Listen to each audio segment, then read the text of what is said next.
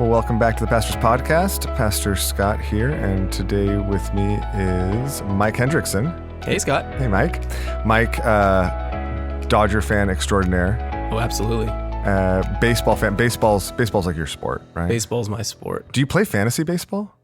I do with one of my friends because I feel like fantasy baseball it's just, there's a lot of stats to keep track of. Well, yeah. So this is a question because I feel like people who love baseball, like fantasy baseball, can either be like a fun outlet or it just ruins it. Like it just totally. Yeah, it doesn't ruin it for me. Okay. Because I have a teammate, I think. But do you end up like rooting against the Dodgers? No, Because, never. Never. No, never. Okay, so Dodgers first, fantasy team. Fantasy team second. Right. Okay. Right. Okay. Yeah, I mean, it makes me feel a little bit better if they lose and one of my pitchers throws a shutout, but it like takes the sting off. maybe a little bit. Okay. Maybe a little bit, but okay. But there's a drop off. Like beginning of the season, I'm super excited for the fantasy team, but 160 games in, I'm forgetting who's on my bench, who I'm playing. Yeah. Okay. My teammate's really pulling the weight. Okay. So, but before we get into advanced stats, Right. and advanced baseball metrics, we should probably shift topics to the topic we're actually going to call it. People are like, wait, what podcast did I get? Did I get on? But for you fantasy baseball people out there, you and Mike can. There's better podcasts for that. There definitely are. But so I asked Mike to talk with us today. Mike is interns with us here at the church with overseeing our disability ministry, as our disability ministry coordinator, and is you've been doing that for how long now? Almost 3 years. Almost 3 years, yeah. Which is crazy. Yeah, I mean it's been a huge blessing to the life of the church. You're also in occupational therapy school. I am. Yes, I just finished my coursework. Yes. Which is really exciting. Yes. And so I'll be entering into my clinical rotations now for the next 8 months. Only 8 months? 8 months, yeah. Oh my gosh, you're so close, man. And I'm done. That's really exciting. Man, it feels to me like it's gone by fast, but I'm not the one doing the work or having or getting married or having the baby or, so. Yeah. A lot of life events during school. We really planned it out. Well, no, it's been a blessing though. I feel like the Lord's been really good. That's so cool. During the season and gracious amidst a lot of work, but yeah, I'm glad to be done with the coursework at least. For sure. Okay. So I would love, before we jump in, and maybe for those that don't know you, I'd love to hear just a little bit about what got you interested in occupational therapy, in disability ministries, in the first place. What kind of drew you to this topic and the role, even in the life of the church? Yeah. Well, in terms of disability, I mean, so I have a sister with a developmental disability and severe cognitive delay, and she's 8 years older than me. So my whole life, it's been her and me and my parents. And so I've just kind of been around it. I've been around many of the, I guess, the difficult aspects of being part of a family affected by disability. I think there's a lot of unique blessings in, just as a sibling, like having to take more responsibility from an earlier age, or learning about how people with disabilities are made in God's image and how God loves them. I was taught those things by my parents and in church growing up, which I think was really helpful. But I also experienced a lot of the difficulties with being involved in church.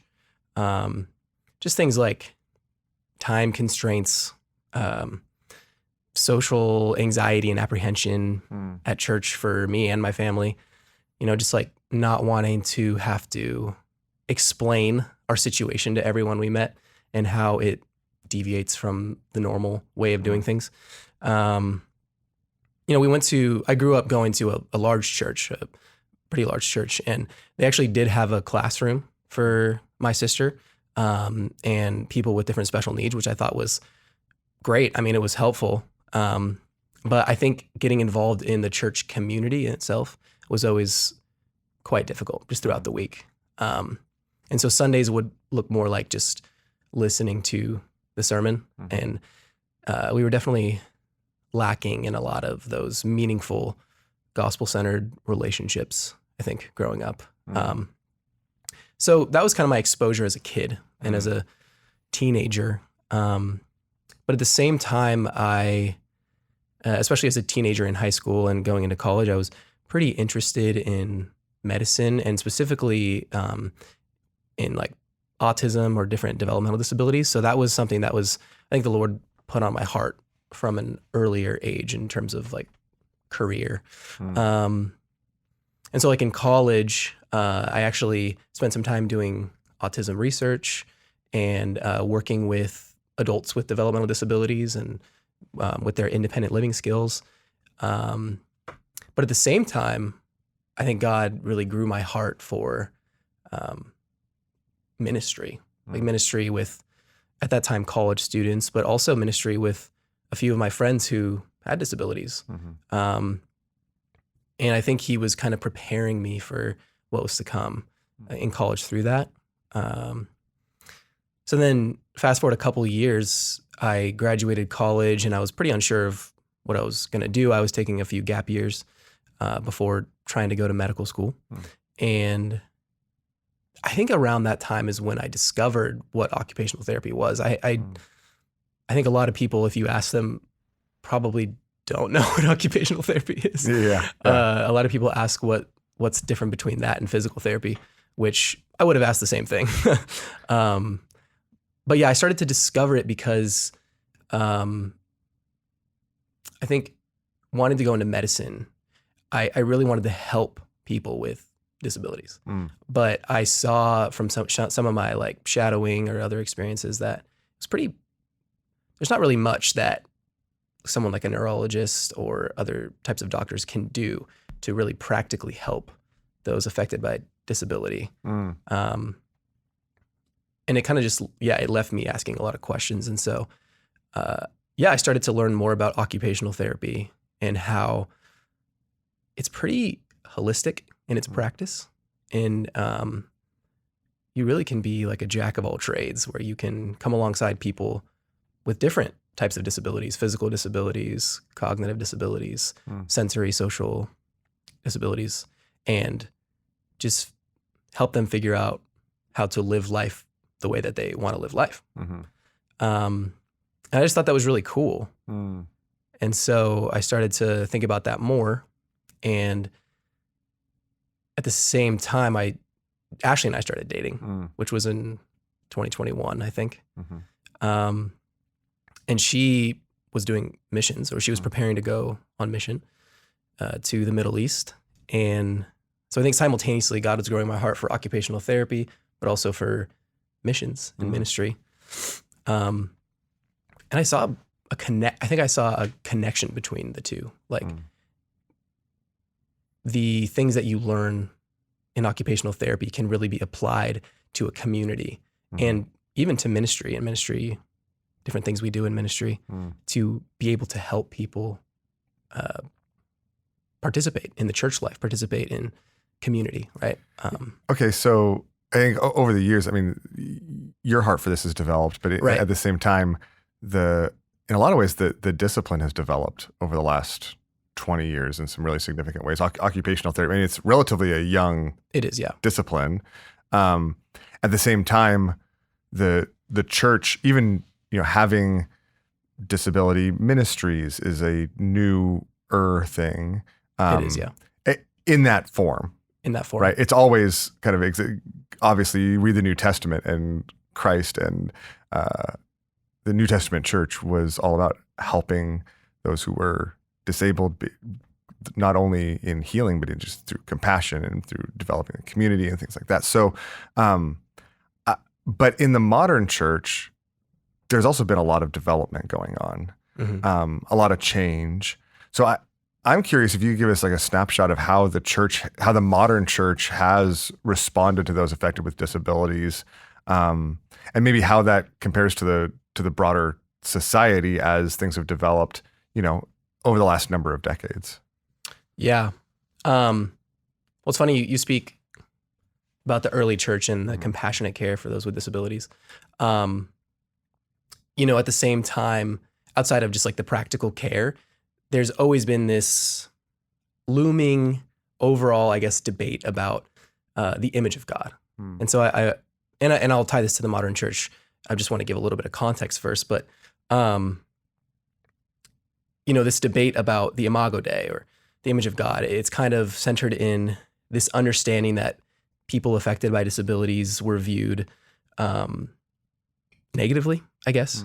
And a lot of the early church fathers largely understood the Imago Dei through what they would call a structural view or a substantive view, which basically emphasizes rationality, intellect, and morality even as like the central aspect of humanity's reflection to God. So we reflect God because of our mental and moral capacities. Right. Or abilities even. Right. Yeah. And so the modern church has kind of built upon that. Some continue to emphasize reason, conscience, and will as sort of the essence of God's image. But others, these days also even like highlight the importance of our embodied existence or our relational nature, like our relationship with God, our relationship with other people, our relationship in marriage even. And others even will link it to humanity's function and our role as stewards that have dominion over the earth, right? And so I think each of these structural, relational, functional, I guess you could say, they kind of emphasize different aspects, but each of these emphases also carries different challenges, especially when you consider how people with disabilities may not fit neatly into these categories defined by intellect, physical ability, or function, right? But more recent reflections have actually tended to stress that every human being, regardless of condition or ability, fully bears the image of God, fully bears the Imago Dei, and is entitled, therefore, to dignity, love, and justice. And so that debate, I mean, it's still a debate, but I think that there is that general consensus that I think a lot of us would probably agree with. That the image of God is in all humans, and that the bearing of the image of God, therefore, means that we are all deserving of justice and love. Right. And honor. Yeah. Yeah. And there's a passage in Micah chapter 4. I don't have my Bible with me. So you want me to pull it up? Yeah, that would be great. All right. Micah 4. Micah 4. It's my son's name. Yeah. He's not 4 yet though. He's not 4. All right, what's the verse? Verse 6 and 7. Okay. You can read it if you want. All right. It says, in that day, declares the Lord, I will gather the lame. I will assemble the exiles and those I have brought to grief. I will make the lame my remnant, those driven away a strong nation. The Lord will rule over them in Mount Zion from that day and forever. Yeah, so I don't know, just kind of going off what we're talking about, God bestowing dignity and honor on those affected by disability, the lame, like it's saying in this passage. I don't know, we see how Scripture shows God's heart for those affected by disability, that he has unique favor for them, that he will make a remnant of them, and he will rule over them in the eternal kingdom. There's also a passage in Zephaniah chapter 3 where it talks about how they are given unique honor and praise among the earth. And so we can see like how God's heart for all people, especially those affected by disability, is that, they're made in his image and that they should be given dignity, honor, right? And and renown. So anyway, I just wanted to give some scriptural. Okay, so how has that mapped onto how the church has actually responded? Yeah. The modern church has actually responded. Yeah, I think good and bad, like all things. Going back to, I guess, like the 18th and 19th centuries, right? I mean, for one, the Christian church played a very key role in pioneering the advent of modern hospitals, right? And so with that, like shaping healthcare as an act of compassion and service to the poor and marginalized has really embodied the church's vision of responding to suffering with mercy and dignity, right? Yet during the same period, we also witnessed the rise of things like the eugenics movement, which many Christians unfortunately supported. Okay, so for people that aren't familiar, what was the eugenics movement? Essentially, it just advocated for things like selective reproduction and human, quote unquote, improvement. It was really a perspective that came with the rise of the Nazi Party and later was discredited with the fall of the Nazi ideology. But a lot of Christians were advocating at that time for things like birth control, and even at times church voices aligned with ideas for selective reproduction, and like forced sterilization for those with either defects or birth defects or less desirable traits. Exactly. Yeah.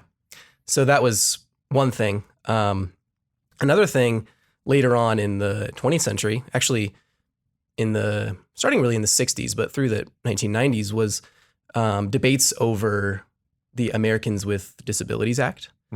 So the ADA, it was formalized in 1990, but really the idea was to seek to ensure equal rights and access for people with disabilities.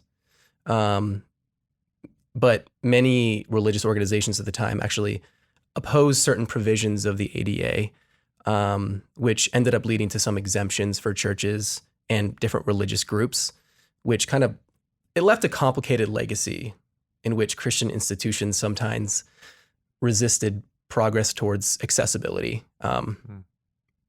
rather than like leading that cause.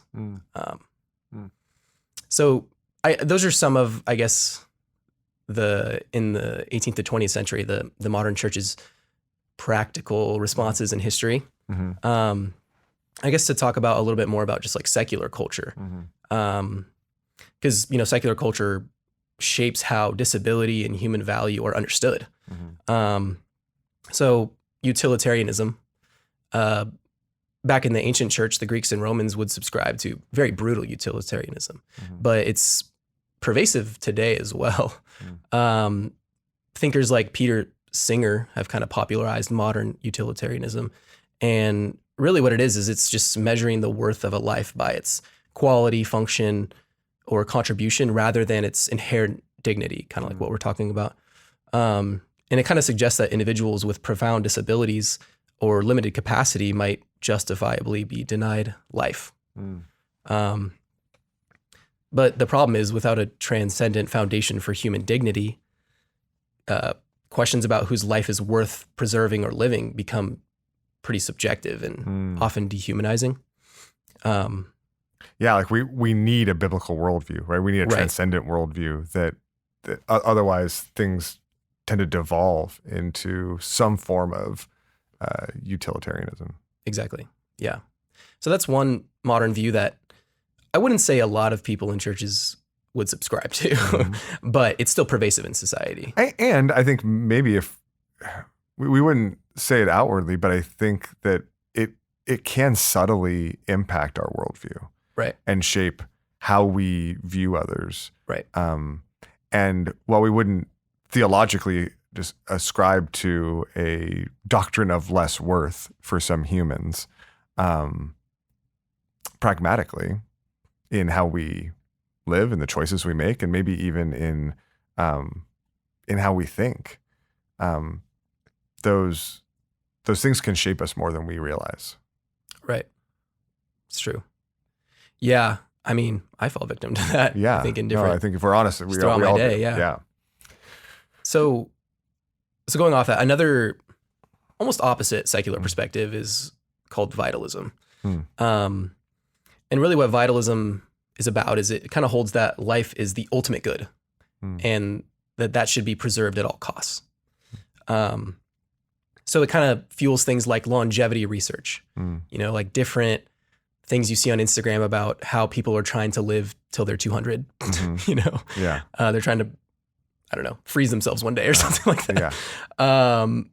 And so it's, I don't know, this view, it kind of affirms like the preciousness of life, right? How life is so precious, but it also kind of denies the eternal soul.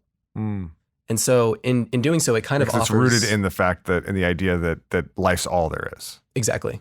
Mm. Exactly. And it really offers unrealistic hope in science. Mm-hmm. Yeah. Because death has 100% accuracy, right? Yeah, Like yeah. death's never lost. Yeah. But, Christian theology, we would affirm the sacredness of life, right? But also the reality of fallenness and brokenness, death, but also hope in eternal life beyond just what there is here, right? And so that can also creep in sometimes when we want to over-focus on that and not focus on the reality of brokenness, the reality that we are all broken in different ways. And I think sometimes, even for people affected by disability, that can be a challenge. It's hard to focus on that when it's, especially when it's as debilitating as it can be for some people. Okay, so we've got the reality of the image of God. Right. We also have debates about the nature of the image of God and the implications of that. You've got, in our society, we have like vitalism, and we also have a perspective that devalues life. What did you call that? It's blanking. I'm Utilitarianism. Utilitarianism, yeah. Right. And all of this creates this cocktail in which we live, right? Right, in which the world in which we live, in which we exist in this world, and that the church exists, and that we exist within the church, and the church as the community of God's people are also still imperfect, not perfectly sanctified. So the church by its very nature is imperfect, flawed, and still impacted and shaped by some of these things. And so I want to kind of take our conversation and put it closer to the ground, right? Where I'm curious in your, not only your research, but just even your experience, both growing up and also just here at Cornerstone, as you've worked with so many families. What are some of the barriers that still exist to those affected by disability when it comes to the church? What are some of the barriers that we should be continue to be aware of, cognizant of, as we think about the life of the local church? Yeah. Well, I'll kind of put this into two categories. I think number one is heart barriers. And number two, I would just call practical barriers, which I'll go into. But I think... Okay, first of all, even just that's really helpful, because I think when I talk about, even when I ask the question, my mind goes to practical barriers. Right. Like, okay, what are the practical barriers? Okay, and so what do we do and how do we fix that? And that's, oftentimes how we can think.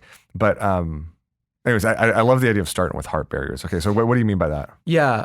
Well, I think kind of what we were talking about, right? Like these different cultural ideals, this cocktail that we're in, even as the church, like in our everyday lives, we're being inundated with these things, right? Our hearts, like it says in scripture, are deceitful, right? And our hearts are sinful. And, it affects how we even implicitly see those affected by disability. So it could look like not upholding the Imago Dei in those affected by disabilities. It could look like something very intentional, like I want to intentionally exclude someone with a disability. And this still exists in different places, especially outside of the US, I think. But it's more rare, especially here in West LA, I think, for that sort of... That kind of like clear... rejection. Yeah. Right. Yeah. Right. So here it's more subtle. Here it's more subtle. Yeah. It's really insidious, I think, in some ways. I think most people today would agree that every human being deserves dignity and respect. But I don't know, without a true biblical framework, it's kind of difficult to explain why this is true across all backgrounds. So I think most commonly we see hearts that are inaccessible unintentionally. Maybe we don't actively discourage participation for those affected by disability, but there are things like being silent or lacking intentionality in our relationships with those affected by disability, that just avoiding people because it's easier. Right. Which is really no better than, intentionally avoiding.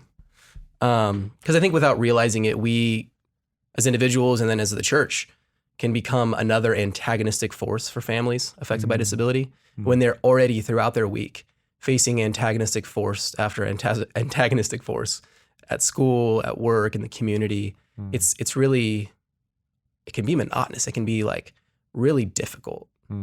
And so the church should be a place where the hearts of every believer should be welcoming and should be intentionally reaching out with hospitality, right? Trying to get to know people despite whatever sorts of barriers or impairments might exist for them. Yeah. So I think Johnny and Friends, which is an organization that we've partnered with in a lot of different ways. Something that they say is that the greatest problem in the church is not, as it relates to disability, is not inaccessible facilities, but inaccessible hearts. And so I think the first step is to make our hearts accessible, which really is just being the church, right? Like allowing the gospel to saturate our lives and allowing the Spirit to lead us to love people despite differences. Yeah. I mean, you say that like the change of our hearts, and it's really it's the application of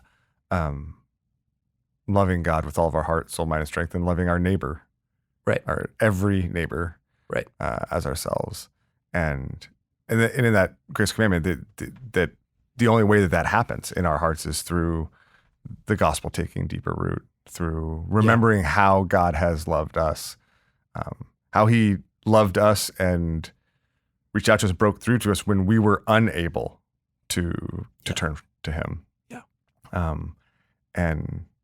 And reflecting that kind of love back. But to the extent that we still need sanctifying, those, when our hearts aren't there, that becomes a barrier, maybe even a significant barrier to probably the most significant barrier, as you said, to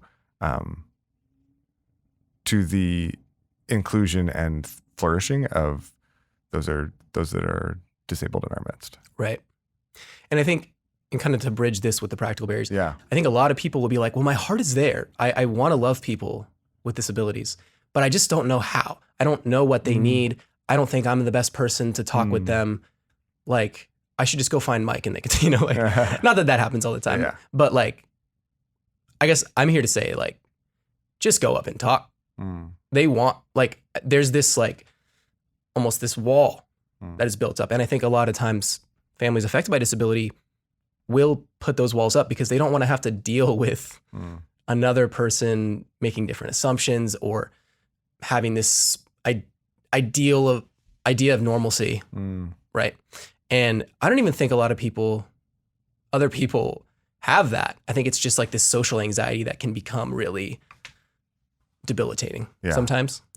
And so just going up, and if you say something wrong, you say something wrong. Like just getting to know the person as a fellow brother or sister in Christ who goes to your church.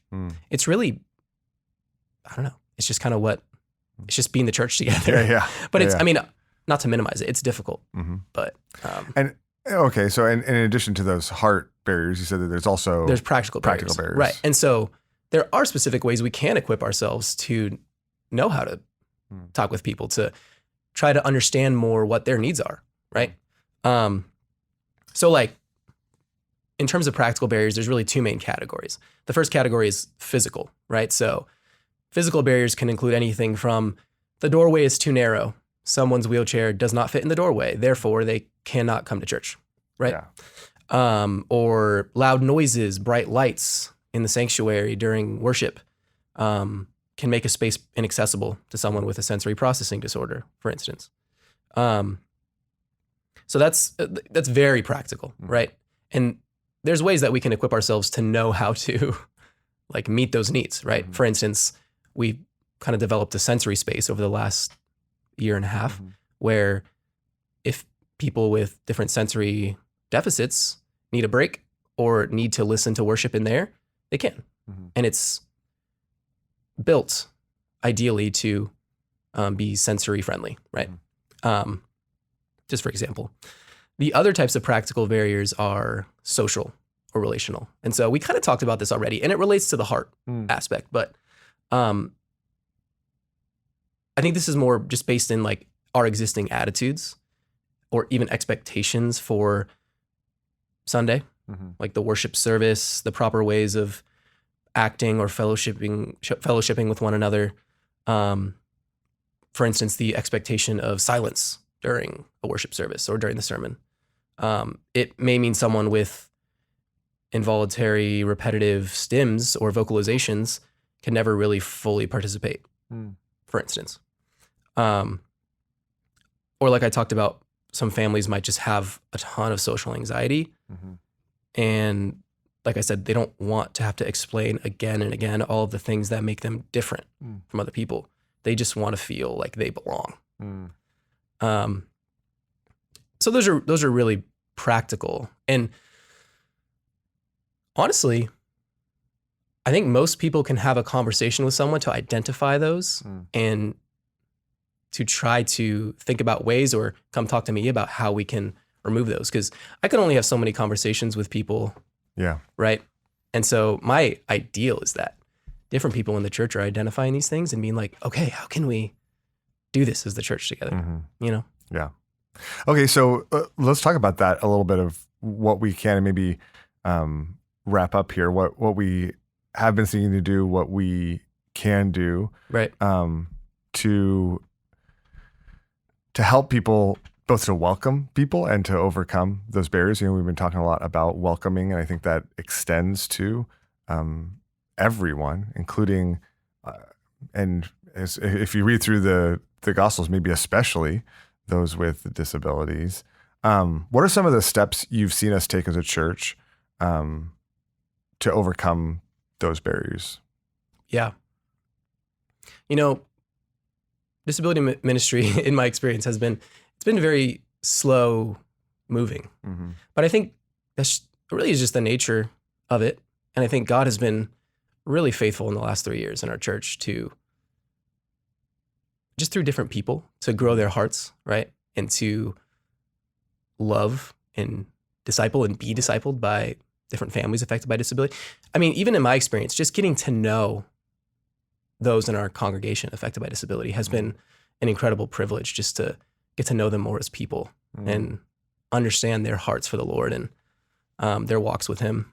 I mean, some practical things that I've seen, I mean, theological development, like we've, over a number of years, done January sermons on the Imago Dei, right?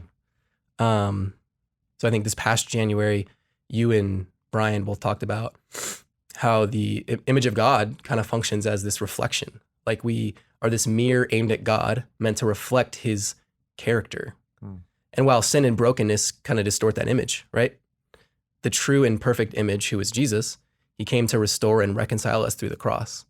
And so, I don't know, just the idea of talking about this image of God as inherent dignity and value that every single person has, being made in His image, but also tying it to the gospel has been really helpful for me in my conversations with people.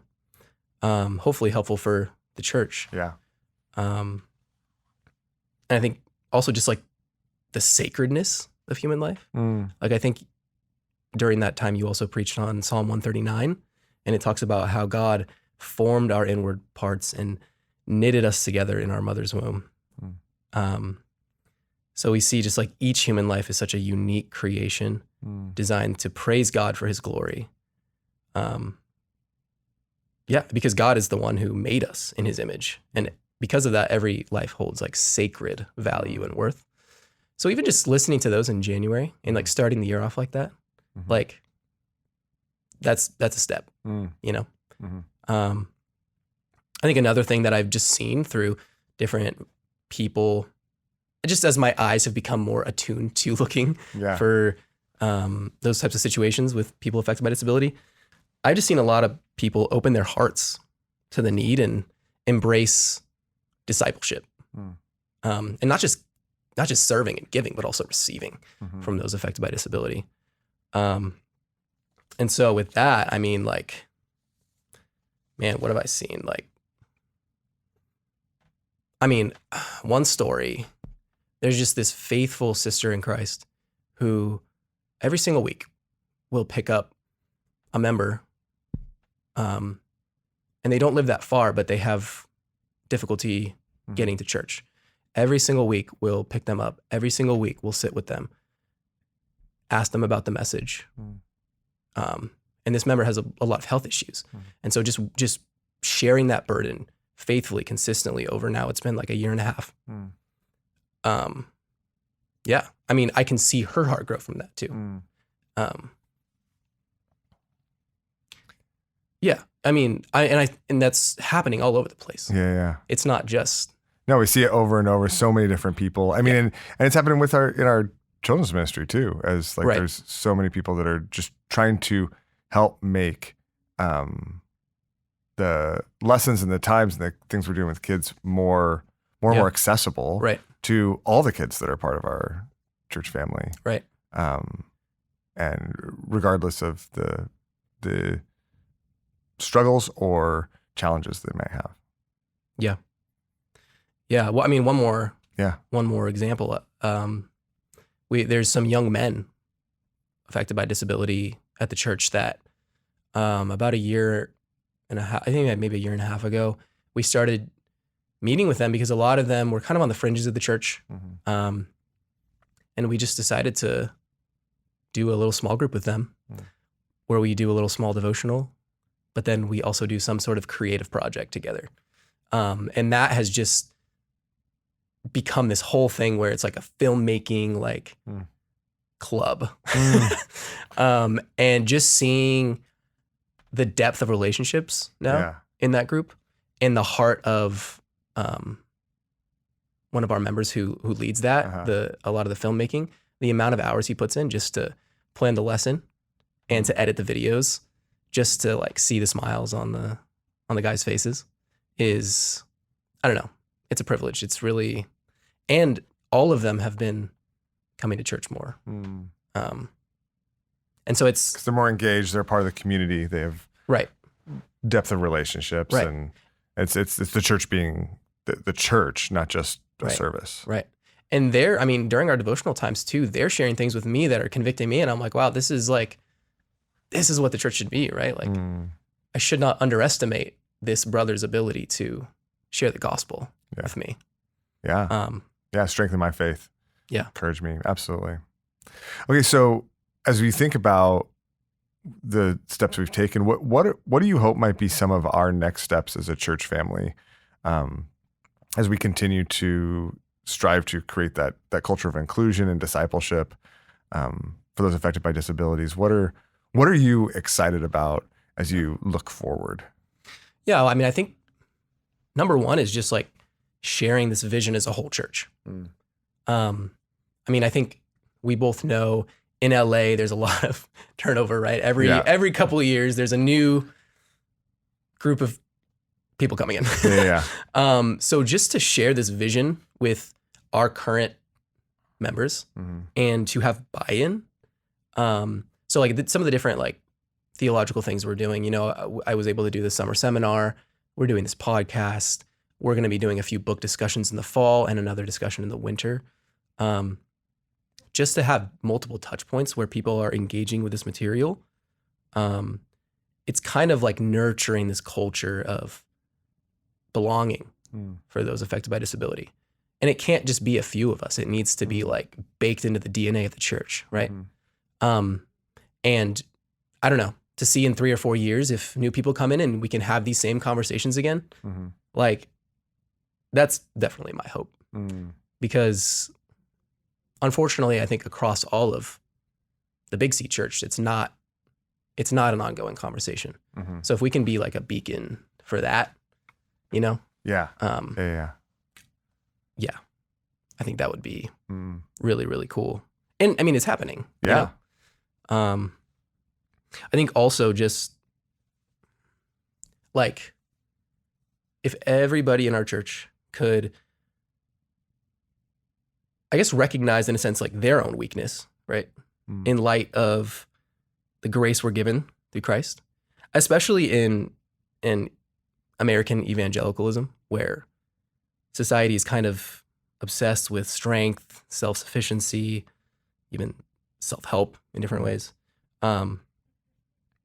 It's kind of pervasive, and it's even bled into some of the big C church, right? But just to understand how the gospel of grace becomes profoundly more gracious when we admit our weakness and our brokenness, it kind of allows us to come together in our mutual recognition of weakness with those affected by disability in all spheres, right? And we can understand more of the gospel, more of God's grace, and he receives more glory. I mean, that's my vision, I guess, for the whole church. Very lofty, but no, I love that, because I mean, when I think about, next steps, sometimes that might be very like practical. Like, here's the, the couple programs we need, or like the, right. Thing. And I think that's all true and a piece of it. But I think what you're after is a deeper discipleship. Right. Right. Is that whatever programs might come, whatever even physical barriers might be overcome, that they would pour forth naturally and genuinely from hearts that increasingly love people, right? From hearts that increasingly understand our own weakness. Yeah. That there is not that the church is not made up of strong people and weak people, or able people and unable people, but that we are all before the Lord weak, just in different ways and to differing degrees. And that we, in sharing that in common, we come alongside one another, learn from one another, grow together into Christ-likeness. It makes me think of Ephesians 4, right? When the whole body is working properly, it with every joint with which it is equipped, it builds itself up in love. And that's every joint, that's every part. And so not only, like, what's so helpful about what you're saying is, not only am I called to serve those and care for those who need service, who need caring, but I also need every other part of the body. And even those I'm serving in one way are going to be serving me, ministering to me in others. I'm going to be learning from and growing from, and that as we do that the church might our vision for who God is might expand, and our love for others might expand as it does. Right. Yeah, and I think, I mean, like you're saying, we could lay out a bunch of different practical steps, but it's just not the nature of this ministry, which I think is good, because this ministry is not a one-off sort of separate thing. This ministry is really just discipleship that is uniquely catered to individuals and families with unique needs. And every single family at our church has unique needs, unique strengths. They're all integral members of the body. So it's hard for me to even come up with a laundry list of small things that we can do. I mean, I do have an idea of some of those things based on conversations with people. But if we have all of our members who have this sort of heart, and all of our DC leaders who have this sort of heart, and these conversations are happening week in and week out, those needs will be identified. And they'll be identified and met, and they'll be identified and met far more efficiently and powerfully and with greater impact than if we, tried to centralize some list and then, tasked everybody with taking an item on the list or something. Yeah. Yeah. And I think from there, like, we can be that beacon for our community, people affected by disability in our community in different ways. We have our community building, with all these rooms, and who knows what the Lord will do with that, let alone just our campus and how we can engage our community with the gospel in specific ways for those affected by disability. Yeah. I mean, Royal Family Kids Camp, is an example that I can think of off the top of my head that just happened, where you're engaging the community in a unique way, and you're meeting those unique needs, right? Yeah, absolutely. Absolutely. So, well, thanks so much, man. Thanks so much for sharing. Thanks so much for just pulling back the curtain a little bit, like sharing your heart because I think it sharpens all of us. It reminds all of us of what this is actually about. When I think it's easy to oversimplify it and want to just make it about specific programs or meeting specific needs and being able to check a box. But this isn't about boxes. It's not about. It's about people. It's about these, and it's about the people that are both a part of our church and those that will come, being prepared to be a welcoming place for those in our community as well. And I think those reminders are not only consistent with the heartbeat of our church, probably what everyone has experienced to one degree or another, but also really sharpening for all of us. They remind us of what this is all about. Yeah, for sure. And I mean, I just also want to thank you, Scott, because I think your ministry to me as a person, like you asked me to intern for the church because Ashley and I were having like counseling sessions with you and you just happened to hear my heart for disability and tied it to the need in the church, right? Like that's what people-centered ministry is. And I think that's why the disability ministry also works so well in our church, because there is this core value of people-centered ministry over programs. So your intentionality with me, 3 years ago, and subsequently the things that I've learned about people-centered ministry, if that wasn't the case, if I wasn't learning about people-centered ministry, who knows what this would look like? Maybe it would look very programmatic. Maybe at this point I would have burnt out and been done with it, right?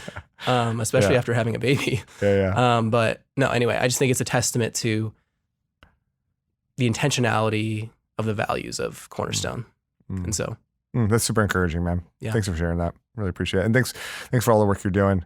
And thanks for this time. Thanks for taking the time to share with us, to prepare and to share your heart. Really, really appreciate it.